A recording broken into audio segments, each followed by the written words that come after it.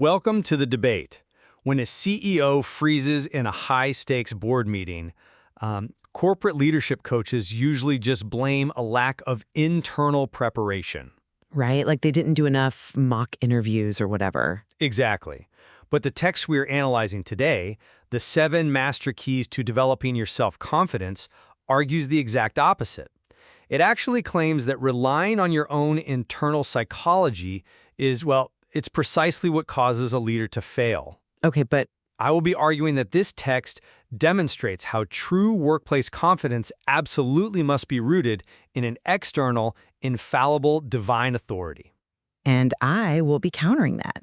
Because despite the heavy religious terminology, I think this text actually functions as a really brilliant manual for internal cognitive and psychological regulation. Well, let's just start by looking at the actual mechanism of conviction here. The text insists that self-confidence is the inner persuasion of a divine difference. Sure, it uses those words. But it's not just words. When it cites Philippians 4:13, I can do all things through Christ, it's not just offering a nice corporate mantra. It's fundamentally shifting the executive's locus of control.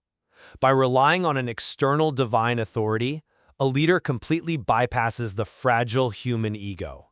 The ego that usually crumbles under that kind of corporate pressure. Right. Because you aren't trusting your own fallible instincts anymore.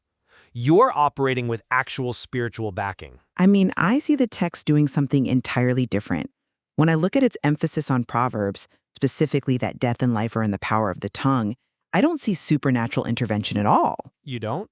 No, I see an early articulation of neuroplasticity. The text literally highlights that what you keep saying about yourself is what you begin believing. In a boardroom setting, disciplined self-talk rewires a leader's cognitive pathways. I think you're stretching the psychological angle. Not at all. It allows them to bypass the amygdala's fear response. The text is outlining a very clear academic framework for cognitive restructuring. Okay, but if it's just cognitive restructuring, how do you explain its treatment of doubt? What do you mean? Well, the text points to the Israelites, right? Their unbelief led to 40 years of heartache in the desert.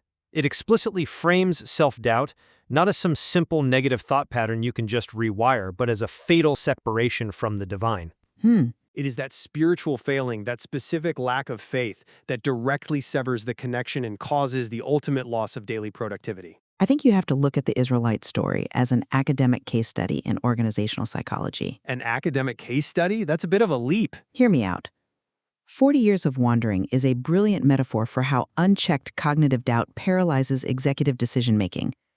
When a leadership team loses its psychological anchor, forward momentum just vanishes. But the text solves this with spiritual humility. It solves it by advocating that you enter every environment as a lifetime learner and swiftly admit mistakes. To a leadership coach, that isn't just spiritual humility. That is the literal definition of psychological safety. It's an iterative corporate learning model. You are completely stripping the spiritual engine out of the car and just, praising the wheels? I wouldn't say that. You are. Technical expertise, like the text's example of David slaying the lion, to stay in your zone of genius, is just the vehicle. But the text explicitly names the inner mentorship voice of the Holy Spirit as the engine, driving that expertise. Right, but Let me just finish. How does your purely psychological model account for the direct warning in Psalm 118.8? It says, "It is better to trust in the Lord than to put confidence in man." It is explicitly stating that human psychology alone is completely insufficient. because in a psychological framework, putting confidence in man means relying on external validation, from your peers or your board, which we know is absolutely disastrous for a CEO's stability. Oh, so you're redefining the Lord now? I'm interpreting the functional outcome. Trusting in the Lord functions practically as developing an unbreakable internal locus of control, one that simply isn't swayed by office politics or shifting market dynamics. So just to make sure I'm fully grasping your perspective here, you are arguing that the text's real value for a corporate coach lies in its use as a delivery mechanism for cognitive behavioral therapy. Basically, yes. You're saying that disciplined self-talk and iterative error correction are what actually build behavioral confidence, completely regardless of the religious wrapping. Exactly. We are looking at two entirely different engines for the same vehicle. Because if I am understanding your framework correctly, your stance is that human psychology alone is just too fragile to withstand existential workplace pressure. Precisely. Therefore, an external, infallible spiritual anchor is absolutely necessary to prevent a leader from completely freezing under doubt. Yes, that is the core of it. Which honestly offers a pretty fascinating toolkit for the leadership coaches listening.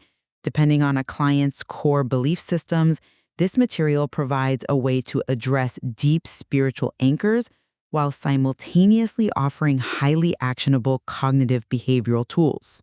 Absolutely. There is plenty more nuance to explore in these concepts, so we encourage our listeners to dive into the source text themselves, see which paradigm best serves your coaching practice. Thank you for joining us.